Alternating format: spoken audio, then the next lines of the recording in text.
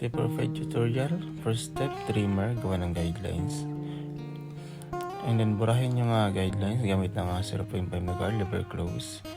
And then halfway, no guard. Then slant lang yung paghagod dito.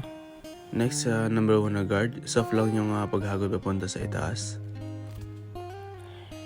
And then trimmer ulit, gawa ng korte dito sa may temple at sa ibabaw ng tenga. And then 0.5 ulit, tanggalin natin yung dark line. Next, halfway, no guard. Slant lang yung paghagod, and then gamit tayo ng labahas, salungatin lang yung buhok, and then hilahin ang balat para di masugat. And then pantayin yung bangs pagkatapos i-textured gamit yung hand clip na technique. So ito ang resulta mga kabarbers. Maraming salamat sa panonood. Ingat po.